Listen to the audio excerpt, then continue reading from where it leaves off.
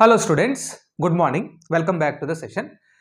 Colloids classification lo second category, we can classify colloids based on the interaction between or nature of interaction between dispersed phase and dispersion media. Okay nandi. So colloids lo dispersed phase untundi and dispersed media kuda untundandi. Ante dispersed phase dispersion media lo dissolve ayi untundi simple ga. Okay, so ఈ nature అంటే what is the interaction between type of interaction between dispersed phase and dispersion media base చేసుకొని మనము కొల్లాయిడ్స్ని మనం 2 కేటగిరీస్గా divide చేయొచ్చండి. Category number 1 lyophilic colloid, category number 2 or type number 2 lyophobic colloids.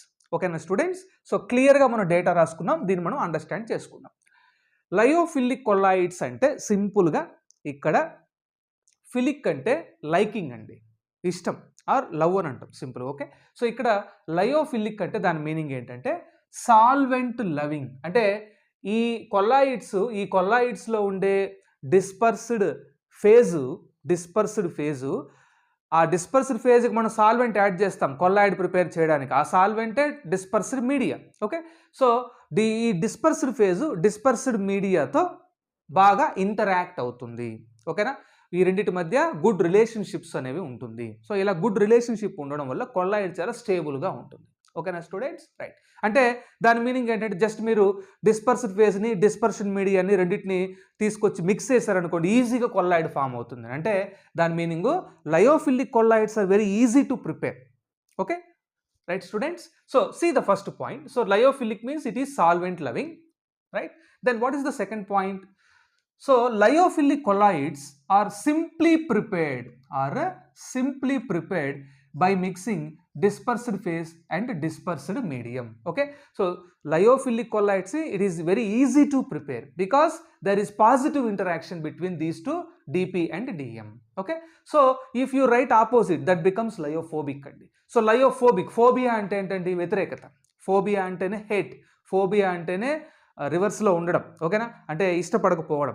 So ఈ lyophobic కొల్లాయిడ్స్లో ఉండే డిస్పర్స్డ్ ఫేస్ దాన్ని prepare చేయడానికి యూజ్ చేసే సాల్వెంట్తో అంత ప్రాపర్ ఇంటరాక్షన్ ఉండదండి. అంటే అంత ఈజీగా మనకు లయోఫోబిక్ కొల్లాయిడ్స్ ఫామ్ కావు, అంటే స్టెబిలిటీ కూడా తక్కువ ఉంటుంది వాటికి.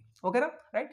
So what is the meaning for lyophobic అంటే lyophobic means solvent hating or repelling. Repel చేస్తుంది, మనం యాడ్ చేసే డిస్పర్స్డ్ మీడియాతో డిస్పర్స్డ్ ఫేజ్కి మధ్య రిపల్షన్ అనేది ఉంటుందండి. ఓకేనా, రైట్. సో సాల్వెంట్ని ఇష్టపడదు, అంటే అంత ప్రాపర్ ఇంటరాక్షన్ ఉండదు. Those colloids that require some special methods for preparation. So the lyophobic colloids are not very easy to prepare. So we need some special methods. We have some special techniques or methods with which we can prepare lyophobic colloids. But lyophilic colloids are very easy to prepare. Okay students, because there is positive interaction between dp and dm. Then, so lyophilic colloids are called as reversible colloids. So it can be reconstituted by simply adding dispersed phase to dispersed medium. ఓకేనా students? So మీరు ఏం చేస్తారంటే మీ దగ్గర lyophilic colloid ఉంది, మీరు ఆ lyophilic కొల్లాయిడ్లో dispersed మీడియాని evaporate చేశారు, అంటే సాల్వెంట్ని మీరు రిమూవ్ చేశారు. బాటంలో ఏది మిగులుద్దండి? డిస్పర్స్డ్ ఫేజ్ మిగిలిపోద్ది, ఎందుకంటే మీరు డిస్పర్స్డ్ మీడియాని ఎవాపరేట్ చేస్తున్నారు. మళ్ళీ సింపుల్గా ఆ డిస్పర్స్డ్ ఫేజ్కి మీరు డిస్పర్స్డ్ మీడియా యాడ్ చేశారనుకోండి, మళ్ళీ మీకు కొల్లాయిడ్ రెడీ అవుతుంది, మళ్ళీ మీకు కొల్లాయిడ్ ప్రిపేర్ అవుతుంది. Okay, right. సో కాబట్టి లయోఫిలిక్ కొల్లాయిడ్స్ మనం ఏమంటాం అంటే రివర్సిబుల్ కొల్లాయిడ్స్ అని అంటాం. మీరు డిస్పర్స్డ్ ఫేజ్ని డిస్పర్స్డ్ మీడియాని సపరేట్ చేసినా మళ్ళీ రెండింటిని తీసుకొచ్చి మిక్స్ చేస్తే మీకు ఈజీ కొల్లాయిడ్ ఫామ్ అవుతుంది. అదే మనకు లయోఫోబిక్ కొల్లాయిడ్స్లో these are called as irreversible colloids. అంటే వన్స్ మీరు డిస్పర్స్డ్ మీడియాని సో డిస్పర్స్డ్ ఫేజ్ నుంచి మీరు సపరేట్ చేసేస్తే మళ్ళీ మీరు ఆ డిస్పర్స్డ్ ఫేజ్కి డిస్పర్స్డ్ మీడియా మళ్ళీ మీరు యాడ్ చేస్తే మీకు అంత ఈజీగా కొల్లాయిడ్ ఫామ్ కాదు, మళ్ళీ దానికి స్పెషల్ స్టెబిలైజర్స్ మీరు యాడ్ చేయాలి. ఓకేనా students? So it is not easy to prepare lyophobic colloids. So they are called as irreversible colloids, whereas lyophilic colloids are called as reversible colloids. Okay students? Then, so as we have already said, so the lyophilic colloids are stable colloids. Okay, చాలా స్టేబుల్గా ఉంటాయి, ఎందుకంటే డిపికి డిఎంకి మధ్య positive interaction ఉంది. Okay, it is not easy to precipitate or coagulate lyophilic colloids. అంత ఈజీగా లయోఫిలిక్ కొల్లాయిడ్స్ని మనం ప్రిసిపిటేట్ చేయలేమండి, అంటే ప్రిసిపిటేషన్ ఎప్పుడు జరుగుతుందంటే ఈ డిస్పర్స్డ్ ఫేజు డిస్పర్షన్ మీడియా నుంచి సపరేట్ అయిపోయి ఆ బీకర్ బాటంలో నిలిచిపోతుంది. దీన్ని ప్రిసిపిటేషన్ అంటాం. ఓకేనా, బీకర్ బాటంలోకి డిస్పర్స్డ్ ఫేజ్ వచ్చేస్తుంది. ఓకే, బట్ బీకర్ బాటంలోకి వచ్చిందంటే అది ప్రిసిపిటేట్ అయిందని, అంటే అక్కడ మనకు స్టెబిలిటీ లేదని. ఓకేనా students, but it is not that easy to precipitate dispersed phase from dispersed medium in the case of lyophilic colloids. Okay, right. So then lyophobic colloids are unstable colloids. So మనం already చూసాం, డిపికి డిఎంకి మధ్య interaction ప్రాపర్గా ఉండదు కాబట్టి lyophobic colloids they are not stable. Okay, it is easy to precipitate or coagulate by adding electrolyte, heating or shaking.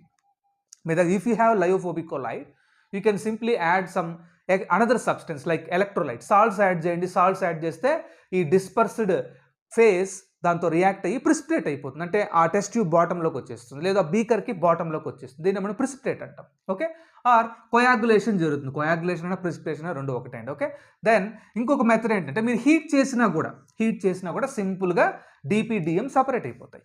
లేదు మీరు షేక్ చేసినా కూడా, ప్రాపర్ షేకింగ్ ఇచ్చినా కూడా డిపిడిఎం సపరేట్ అయిపోతాయి. ఓకేనా, రైట్. సో డిపిడిఎం ఈజీగా సపరేట్ అయిపోతాయండి లయోఫోబిక్లో, వాటి మధ్య ప్రాపర్ ఇంటరాక్షన్ లేకపోవడం వల్ల.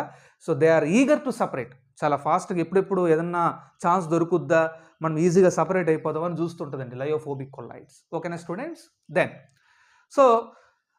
సో స్టెబిలిటీ ఉంది లయోఫిలిక్ కొల్లాయిడ్స్ కాబట్టి they do not require special stabilisers for preservation. మీరు లయోఫిలిక్ కొల్లాయిడ్ని ప్రిజర్వ్ చేయాలనుకున్నారు కొంతకాలం వరకు, so there is no need to add stabilizer because they are already stable because of proper interaction between DP and DM.